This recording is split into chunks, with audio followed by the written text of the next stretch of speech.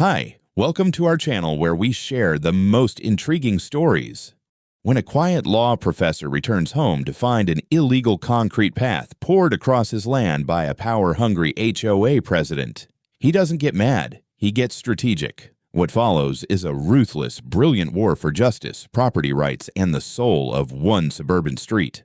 I've always found peace in ownership, not in the materialistic sense, but in the clarity of boundaries. Lines drawn in deeds, not chalk. My land, 4.5 acres of Virginia soil, was my line. My mother bought it decades ago, long before Timbergate Meadows existed, before their vinyl fences and monthly newsletters and obsession with conformity. Her name's still on the original deed, in bold blue ink, sealed and notarized. I never changed that, just added mine underneath when she passed. I teach property law at the University of Virginia, so I don't take boundary disputes lightly, philosophically or practically. When the HOA first reached out to me, I assumed it was a mistake. A friendly administrative letter. Dear Mr. Collier, we noticed your property is adjacent to the Timbergate Meadows HOA, and so on. I replied politely, attached the original land survey, clarified I was not, nor had I ever been, part of their jurisdiction. I thought that was the end of it. It wasn't.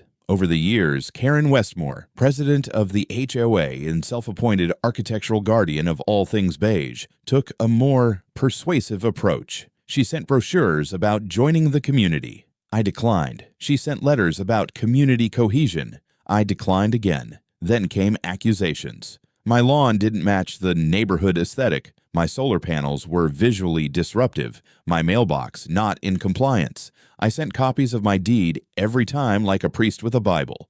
Her response, more letters. More passive-aggressive flyers slipped into my gate. But I ignored most of it. It was annoying, but harmless. Like a gnat that thinks it's a wasp. Then came the symposium. I was invited to speak in Richmond, a 2-day legal conference on eminent domain and property abuse. I left on a Wednesday morning, suitcase in hand, coffee in my thermos, feeling good. My lectures were sharp. The panel went well. I even got offered a consulting spot with a firm in D.C. I was halfway through a celebratory whiskey in the hotel bar when I got a text from my neighbor, Carl. Hey man, you know there's a concrete crew on your lawn, pouring something near the back fence? I read it twice. Thought maybe I misread. I called him. Carl, I said, say that again. Dude, they're pouring a path or something. Started early this morning, cement mixer and all. Didn't you order this? I hadn't. I booked the next available train and left before sunrise. When I pulled up to my house, the first thing I noticed was the sign. Not my sign. A brand new laminated placard staked into my grass right near the old oak tree that leaned slightly south. Future access path, community use only. Just behind it, a freshly poured concrete strip about 3 feet wide snaked from the back fence, where my land bordered the HOA's park, across my backyard, past the garden I'd spent months cultivating, and ended near the dirt road that led out toward the county trail system. It glistened in the autumn sun. The concrete wasn't even dry yet. The smell still clung to the air. Wet, industrial, audacious. It took me a second to process what I was seeing. I walked the path slowly, like it might disappear if I blinked. It didn't. It cut through the slight slope near my fire pit, right over a patch where I'd planted new ryegrass. Completely uninvited, undocumented, unbelievable. I checked my cameras. They'd rolled in at dawn the day before, 4 men in high-vis vests, with a mixer and rebar. No markings on the truck except a local contractor's magnet sign, PaveTech Solutions. They worked quick, quiet, like they knew they weren't supposed to be there. By 9:30, they were gone. There were no emails, no calls, no notices posted, no permit requests on my door, no voice messages, nothing. They'd just come, like it was their land. I stared at the path for a long time, a very long time. Then I went inside, opened my safe, pulled out my original deed, my updated survey, the boundary documents, my tax records, and every letter Karen Westmore had ever sent me. I laid them out across my dining room table like I was preparing for trial, which, to be fair, I was, but not yet. First, I needed documentation, real documentation. I'd played defense long enough. The boundary was no longer a line. It was now a battleground, and I knew how to fight on it better than anyone in this neighborhood. Certainly better than a retired developer with a clipboard and a god complex. This wasn't just an encroachment. This was a declaration of war, and I was more than ready to answer. I didn't touch the concrete for the first 48 hours. I wanted to. God, I wanted to take a sledgehammer to it the moment I saw it, but that would have given them an opening, a reaction. And I don't do reactions. I do strategy. Instead, I documented. I started at dawn. Tripod, Nikon, wide angles, telephoto zoom, drone flyovers. I captured everything. The width, the direction, how it cut across my irrigation line, right through a flagged utility marker. I even photographed the imprint of a boot in the still moist surface, just for dramatic flair. Then I called my friend Marcus, civil rights attorney, drinking buddy, fellow fan of vindictive justice. Within the hour, we were going over property lines and codes in my living room, like it was a war room. He laughed when he saw the footage. "This is some colonial manifest destiny shit," he muttered. I handed him the stack of papers from my safe. "Here's the survey. Here's the deed. Here's every threat letter from Karen. And here's where they just trespassed," he said, flipping through. "You have a home run here, Garrett, but let's go further. Let's check the zoning committee filings. If they did this through any channel at all, it'll be there." He was right. 3 hours later, Marcus had a PDF open on his laptop. Community Access Path Expansion Project, submitted 2 months prior by Timbergate Meadows HOA. There was a scanned form claiming owner approval, my name, my address, my signature, except it wasn't mine. The slant was wrong. The pressure inconsistent. Whoever did it copied a stylized version of my name, likely from some previous filing. But legally, it was fraud. Clear-cut. "That's felony-level forgery," Marcus said, eyes narrowing. "Whoever submitted that could be in deep shit." "Karen," I said immediately. "Possibly," he agreed. "But let's not jump. No one else in that HOA has the balls or the delusion." I called the county zoning board and requested the full filing under FOA. While waiting, Marcus reached out to a local licensed surveyor to come out and reconfirm the boundaries with GPS and GIS overlays. We had to make sure there would be no wiggle room. No, maybe it cuts into the common area argument. That night, I sat on my porch, sipping a glass of rye, staring at the path like it might blink first. The audacity wasn't what bothered me most. It was the assumption, the certainty that I wouldn't fight back, that I'd just accept it, let it harden and become a fact on the ground. But this wasn't just a line of concrete, it was a landmine, and I wasn't just preparing for battle. I was setting a trap. The next morning, I got a call from an unknown number. A calm male voice introduced himself as John Miller, an officer with the HOA Enforcement Committee. That part made me flinch. I braced for the usual passive-aggressive tone, but what came next was different. "I'm calling unofficially, Mr. Collier," he said. "This isn't HOA business, not exactly." "Go on." "I just want you to know, some of us didn't sign off on that path, and some of us think Karen has overreached." That was putting it mildly. "I've seen the boundary survey," he continued. "I know you're not under HOA jurisdiction. I also know the construction was ordered without a formal vote. And, if I'm being honest, I think there are going to be consequences." I was quiet for a moment. "Why are you telling me this?" A pause, then in a lower voice. "Because this isn't the first time. I've been working with the county prosecutor's office. Quietly. There's a pattern. If you're building a case, I can help. But I have to be careful." I didn't trust him yet, but my instincts told me he was legit. His tone wasn't desperate or theatrical. It was tired, like someone who's been watching a slow car crash and finally decided to call it in. "All right, John," I said, "let's talk."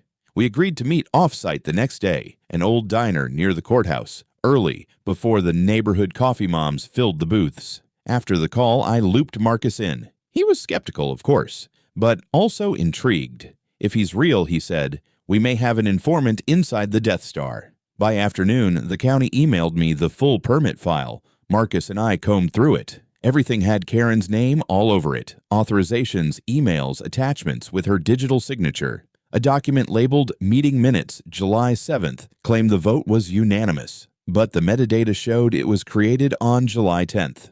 Sloppy. Amateur hour sloppy. Better yet, attached to one of the emails was a quote from PaveTech Solutions. It included the HOA account number. She'd paid for it, without a vote, without a right. And now she was going to pay for it in every way that mattered. I don't usually give press warnings before I do something petty and justified, but this wasn't just about pettiness. This was about strategy, exposure, and leverage.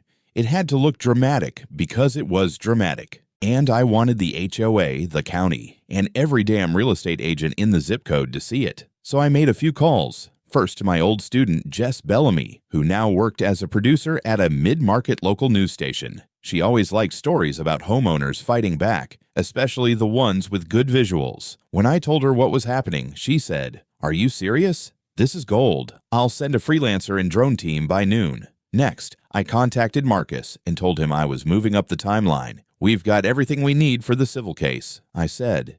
"Now it's time to make some noise." By 6 in the morning, I had 3 tripods set up on the edge of my lawn, one for a wide shot, one fixed on the sign, one focused straight down the middle of that smug little sidewalk. A 4th camera, a GoPro, was strapped to my chest. I wore a button-down shirt tucked into jeans, work gloves, and protective goggles. I looked like a mix between a contractor and someone about to be quoted in a constitutional lawsuit. In the background, I could hear the whir of a drone circling overhead. Jess's freelancer gave me a thumbs up from the neighbor's fence, and then with glorious cinematic timing, I walked over to the staked HOA sign that read, "Future Access Path, Community Use Only." I paused for a moment. Then I ripped it out of the ground, turned to the camera, and dropped it face down in the grass like I was executing a traitor. Next came the good part. I fired up the electric jackhammer I'd rented from a tool depot across town. It roared to life like a mechanical growl, and I drove the bit into the edge of the concrete path, just where it began to slope into the lawn. The first chunk cracked apart in seconds, spraying dust and gravel. It felt righteous, like tearing out a tumor. I didn't speak. I didn't need to. The cameras were rolling. The message was loud enough. The drone moved in closer as I carved a zigzag line through the path. Concrete splintered and lifted in jagged slabs. The sun climbed higher over the trees, casting sharp shadows on the broken surface like scars. 10 minutes in, I took a breath and walked back to the lawn. There, in freshly planted soil, I jammed a new sign into the ground. Large, bright red, legally worded within an inch of its life. Private property. No unauthorized structures. Construction on this land without consent constitutes trespassing and will be prosecuted. Not may.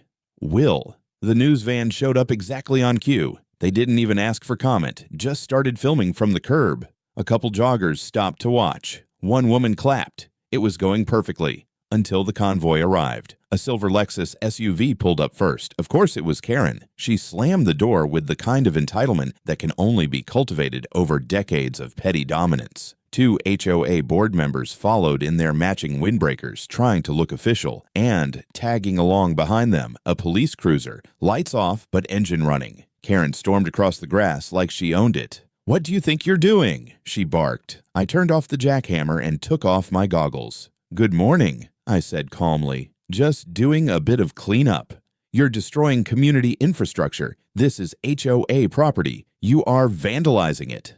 The officer, young, maybe late 20s, walked up cautiously. "Sir, can you explain what's going on?" "Absolutely," I said, reaching into the folder I'd brought just for this. "Here's the notarized deed. Here's the boundary survey. And here's a zoning map confirming this parcel is not, and never has been, under HOA jurisdiction." Karen crossed her arms. "He forged those." The officer blinked. "Ma'am, that's a serious accusation." "Oh, it's nothing compared to what he's done. He destroyed a community access path. That's destruction of property. That's arrest-worthy." The officer turned to me. "Did you build the path?" I shook my head. "No. I have security footage showing contractors pouring it 2 days ago without any consent. Want to see it?" He hesitated, then nodded. I handed him my phone with the clip queued up. Paved Tech Solutions truck pulling in before sunrise. Workers unloading, pouring, smoothing, staking that ridiculous sign. All on private land. No notice. No owner present. His expression changed as he watched. "I've also got the permit filings from the county," I added, including a signature that isn't mine but claims to be. Karen's face twitched. The officer exhaled slowly and handed back my phone. "All right, Mr. Collier, I don't see any reason to intervene here." Karen exploded. "What? You're going to let him destroy this path?" "It's on his property, ma'am." "He's ruining the community." "No," I said, loud enough for the cameras to catch it. I'm protecting my land from people who think the word community gives them the right to take what isn't theirs. Karen turned red, then purple. One of the HOA guys whispered something to her. She hissed back, but eventually turned and marched off like a toddler who just got told no. The officer gave me a brief nod before leaving. By sundown, the entire path was gone.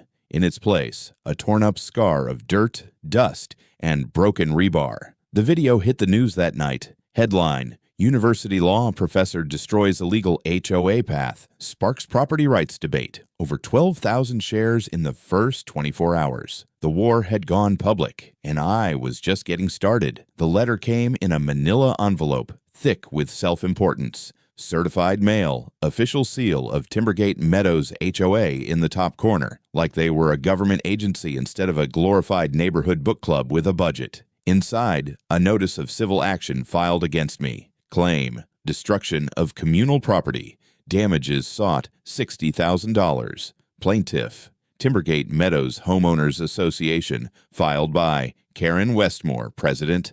I laughed out loud.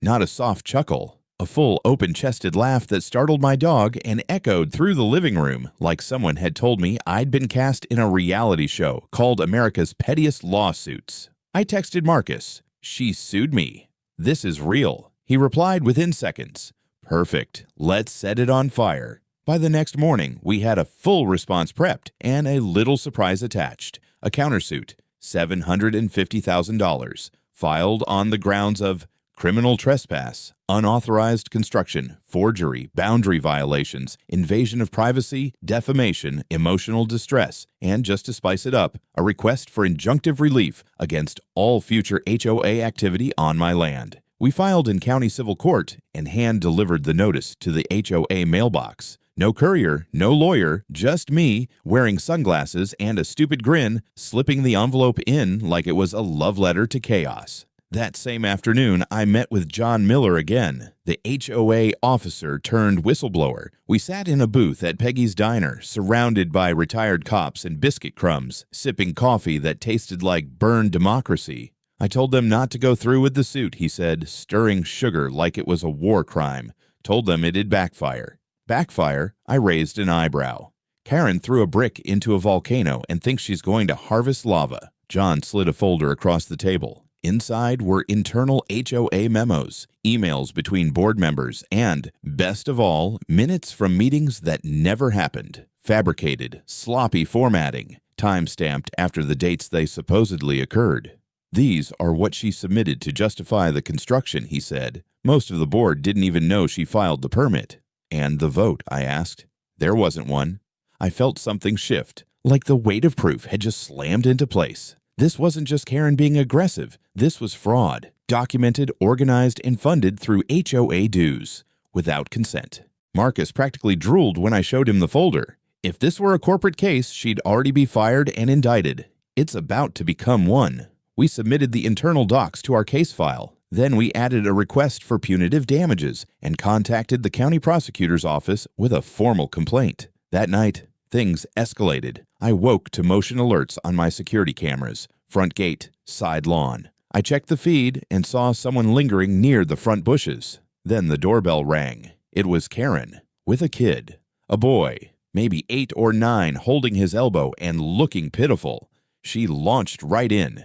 This boy fell on your property. That's unsafe terrain. You left broken cement and rebar everywhere. I've already called 911. You're going to be liable for this child's injuries.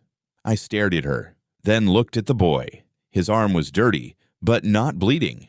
His face? Blank. Too blank. Where exactly did he fall? I asked, keeping my voice even. Right there, next to the oak. Funny. That's where I put up the safety tape. She blinked. I've got full camera coverage of that area, I added. Want to come inside and watch the footage?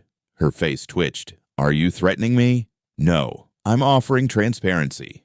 She didn't say anything else, just stood there as the boy looked nervously up at her. I watched as realization set in, that I wasn't bluffing, that the cameras were real, that this whole charade was about to implode. She turned sharply, grabbed the boy's hand, and walked away without another word. 10 minutes later, I reviewed the footage. Sure enough, Karen and the boy had waited just off camera until the motion sensors went dark, then nudged him forward. He didn't even fall, just sat down and rubbed his elbow before she pulled out her phone and started yelling about injury. It was a setup, a child as a prop in a liability scam. I saved the footage to 2 drives and uploaded it to cloud storage. Then I called Marcus. "She's losing it," I said. "Good," he replied. "The more desperate she gets, the better our case looks. Let her sink herself." The next morning, I posted a single screenshot from the footage on the community Facebook group. Karen looming over the kid, mid-fake injury. Caption: "When the HOA president tries to manufacture liability on land she doesn't own." Comments exploded. Half the neighborhood now realized something stank. The other half was too stunned to respond. And in the middle of it all, I drank my coffee, stared at my torn-up lawn, and smiled. Because now I wasn't just defending myself. I was winning. The day after Karen's failed kid stunt, I was reviewing footage again when I heard a knock. Light, uncertain, not HOA energy. I opened the door and found a lanky teenager standing on my porch, hands stuffed into the pockets of an oversized hoodie. Mr. Collier," he said. "You probably don't remember me. I'm Kevin. I live over on Hollow Pine Drive." I blinked. Then I recognized him. A few months back, I caught him cutting across my yard, and instead of yelling at him like some HOA overlord, I just walked out, offered him a bottle of water, and asked if everything was cool. He'd looked startled, then relieved. Told me he was trying to avoid a guy in a white pickup who'd been tailing him. I let him chill for a while on the porch. Never saw him again. Until now. "I heard what they did to your yard," he said, eyes darting around. "And what they're trying to pull. I think I can help." I raised an eyebrow. "Help how?" He glanced behind him like he expected to be watched. I'm kind of good with computers, and I was poking around the HOA's website. It's not secure. I stared at him for a second, not because I didn't believe him, but because I couldn't believe I was about to accept help from a 15-year-old in gym shoes and a Naruto backpack. "Come in," I said. We sat at the kitchen counter. Kevin pulled out an old Chromebook and started showing me how the HOA's internal admin panel was hosted on a basic WordPress shell. No firewall, no encryption, barely a password. I got in using the default login. Admin, password 1234. He looked embarrassed for them. They didn't even change it. In 10 minutes, we were browsing the digital bowels of Timbergate Meadows, meeting notes, email chains, member dues spreadsheets, and then gold. "Wait," Kevin said, clicking through a folder called Archive Internal Use. "This is weird." Inside were 6 PDFs, labeled as board meeting summaries, each claiming to authorize the Community Path project. But the timestamps didn't match the file metadata. One was created 4 days after the meeting supposedly took place. Another had Karen's name typed in the attendee list, but the digital signature field was blank. Sloppy. Even better, there was a memo from Karen to a contractor contact marked private, where she wrote, "The path is going through. I'll handle the paperwork later. If Collier complains, we'll say it was a misunderstanding." I copied everything. Kevin looked up, a little hesitant. "I didn't download anything. I just showed you, in case this is, like, legal stuff." "It's exactly legal stuff," I said, grinning. "And don't worry, you're not hacking. You're whistleblowing." He smiled sheepishly. "Cool. Can I use that in my college application?" "Hell yes." He packed up, and I gave him a crisp handshake and a promise. When the time came, he'd have the strongest recommendation letter UVA had ever seen. That night, Marcus and I went over everything. "This is a gold mine," he said. "They lied about the meetings. They coordinated spending without approval, and Karen wrote in her own words that she knew it was illegal.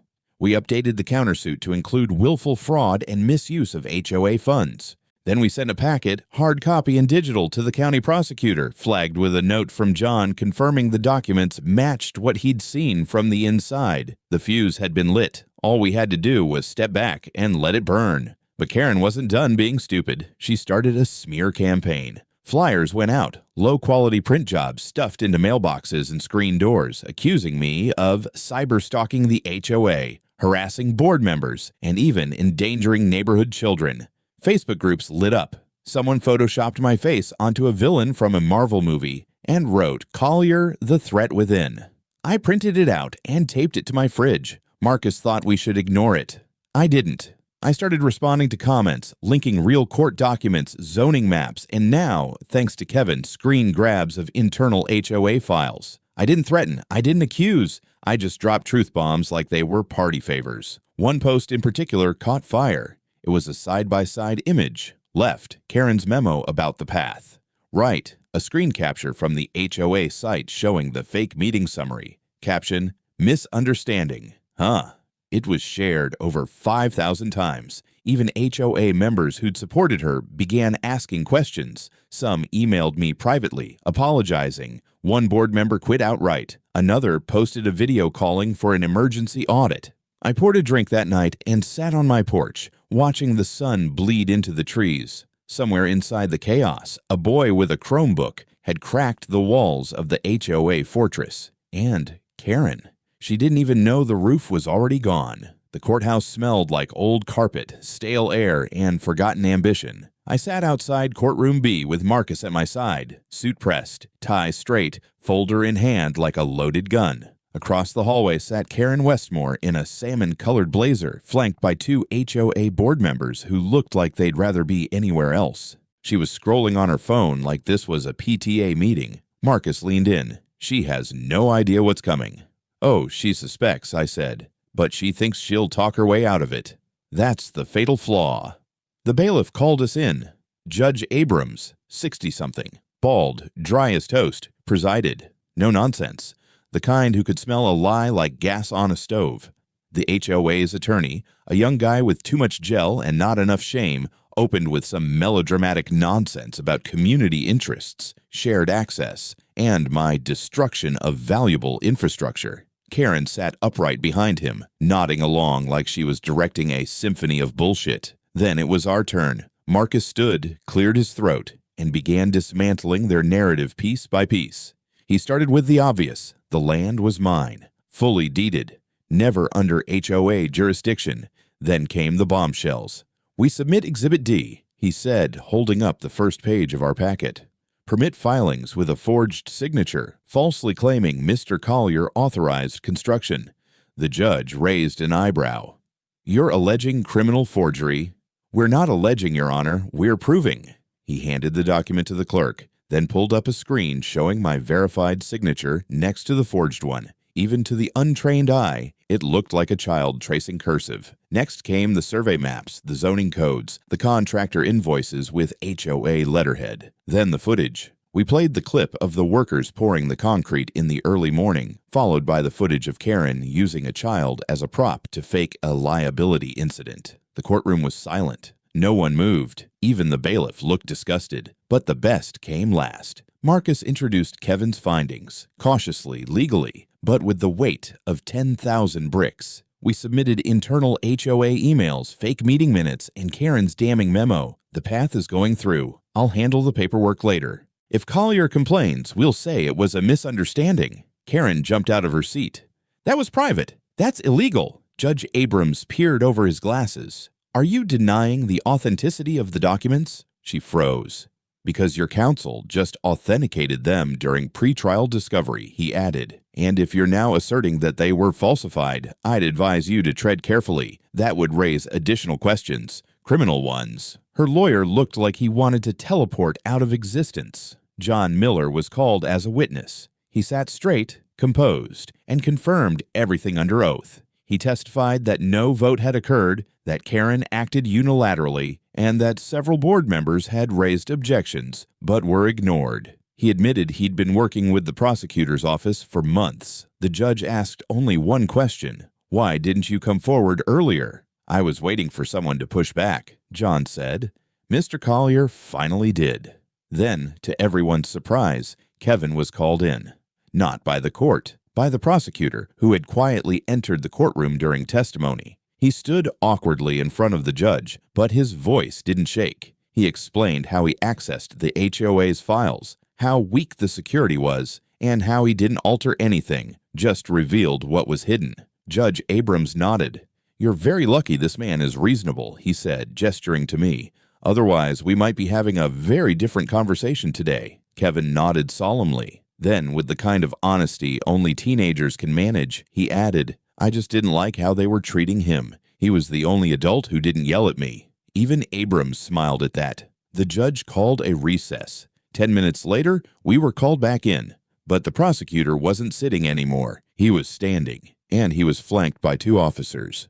Your Honor, he said, based on the testimony and evidence presented today, the Commonwealth is issuing an arrest warrant for Karen Westmore on the following charges: forgery, misuse of HOA funds, falsification of official records, and criminal trespass. Karen stood, indignant. You can't be serious. This is a civil case. Not anymore, the prosecutor said. She was handcuffed in front of the courtroom. One of the board members tried to protest, but the judge shut it down. Mr. Collier, Abrams said, turning to me, your countersuit will proceed to final review. Preliminary ruling, granted in full, $750,000 in damages. Additional punitive review pending. The gavel dropped. The HOA board scattered like cockroaches. I sat back, the weight of months lifting slowly, like a fog dissolving under morning sun. Marcus clapped me on the back. You just nuked a suburban dictatorship. I prefer the term surgical demolition. The press was waiting outside, and this time I gave them everything. It took less than a week for the HOA to implode. Karen's arrest wasn't just a legal event. It was a shockwave, the kind of collapse that starts with one cracked beam and ends with the roof caving in. Emails leaked, resignations rolled in. 3 board members stepped down by Friday, 2 more by Monday. The HOA's treasurer quit via group email with the subject line, I'm not going down with this ship, and attached a spreadsheet of irregular spending records. I read it over breakfast like it was the Sunday comics. The county issued a temporary freeze on all HOA financial activity. The local news ran a follow-up segment. HOA fraud scandal widens after president's arrest. My inbox lit up with interview requests. I agreed to exactly one. Live on the evening news, standing in front of the now barren stretch where the illegal path used to be. I wore the same work shirt I'd used during the demolition just to drive the point home. Mr. Collier, the anchor asked, what message do you hope this sends? I looked straight into the camera and said, property rights are not optional, and fraud isn't a community value. That quote made the rounds. Memes followed. My personal favorite was a photo of me holding the jackhammer mid-swing with the caption, HOA, Harassers of America. The remaining HOA board petitioned the court for emergency management assistance. The judge granted it. A third-party fiduciary was appointed to oversee operations until a full internal audit could be completed. Their new powers, total. They could suspend dues, cancel contracts, freeze accounts, and they did. Suddenly, residents weren't receiving nastygrams about lawn height or mailbox color. Instead, they got letters apologizing for past misconduct and offering a hotline to report HOA abuse. A hotline. The irony was so thick, you could spread it on toast. Some neighbors, those who had sided with Karen early on, approached me awkwardly. One guy brought over a pie.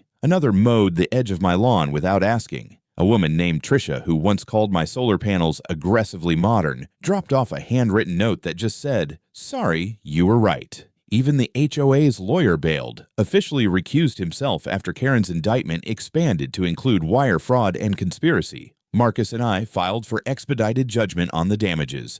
The court approved it in full, $750,000, payable by the HOA's liability insurance and restitution fund. That same day, I received a check for the first installment, $200,000. Marcus framed the deposit receipt and gave it to me as a housewarming gift. Karen's house, once the suburban temple of acceptable aesthetics, was put up for forced sale to cover legal costs. I didn't go to the auction, but I heard from Kevin that someone hung a sign on the door that read, "Dictatorship Denied." Speaking of Kevin, he became something of a local legend. A student journalist interviewed him for the high school paper. The headline read, "Teen Hacker Helps Take Down Corrupt HOA." I printed it, laminated it, and mailed it to him with a UVA hoodie and a note. You ever need a recommendation? You've got it for life. John Miller, the inside man, was quietly thanked by the prosecutor's office. He didn't want press, didn't want credit, but the next time I saw him at the diner, I paid for his breakfast and left him a note.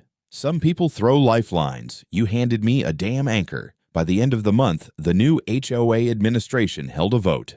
Not to rebuild the path, not to rename the park, No, the only vote was whether to officially acknowledge that my property would never fall under HOA authority. It passed unanimously. The new president even stopped by with a notarized agreement renouncing all future jurisdiction claims. He looked mildly terrified the whole time. I signed it with the same pen my mother used on the original land deed. She'd bought this land before these houses even existed, back when this was just dirt and trees and potential. She never cared about manicured lawns or matching siding. She believed in space, in silence, in sovereignty. And now, so did the law.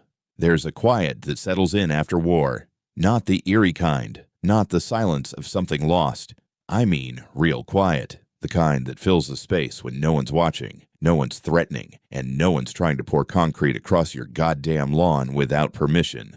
It was late October, just a few weeks after the settlement was finalized. The air had that Virginia crispness, dry leaves, chimney smoke, the distant scent of rain that never quite falls. I stood on the back porch, coffee in hand, watching the empty patch of land where the path used to be. The grass was starting to grow back, not evenly. Some tufts were stubborn but wild, unregulated, just the way I liked it. At the edge of the yard where the oak casts its long shadow every afternoon stood my new sign. Same post, same bold red letters, just a slight edit. Private property, not for sale, not for compromise. Ownership is not opinion, it's law.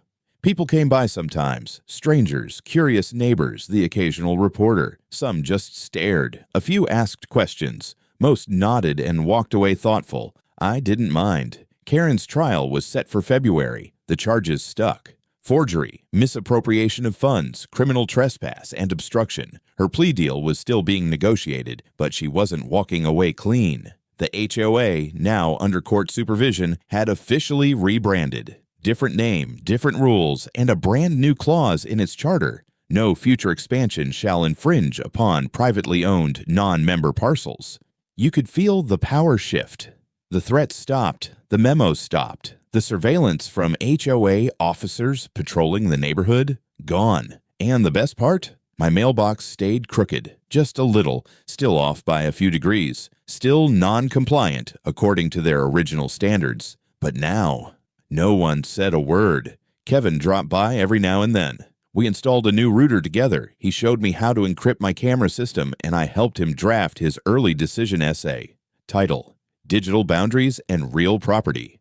Kids got a future. Marcus, meanwhile, was busy turning the entire case into a CLE seminar. He called it Suburban Overreach and the New Face of Property Law. Said I'd be a guest speaker. I told him I'd come if he let me wear my jackhammer shirt. He agreed, reluctantly. I also got a letter from the county, standard bureaucratic boilerplate, acknowledging the court ruling and confirming that the boundary lines were recorded and re-verified. Attached to it was a tiny ceremonial certificate, protected parcel, recorded historic property line. Historic. I liked the sound of that. One evening, John met me for drinks. We didn't talk about Karen. We didn't have to. We talked about trees and weather and the diner's terrible hash browns. Then he said something I'll never forget. You didn't just win for yourself, he said. You reminded people that lines matter, that rules matter, that no amount of newsletters and flower beds gives anyone the right to rewrite the law. I didn't have a reply for that, so I just raised my glass. And later that night, walking back across my porch, I looked out at the land again, my mother's land, my land, and finally let myself breathe. The boundary was still there, but now it was permanent.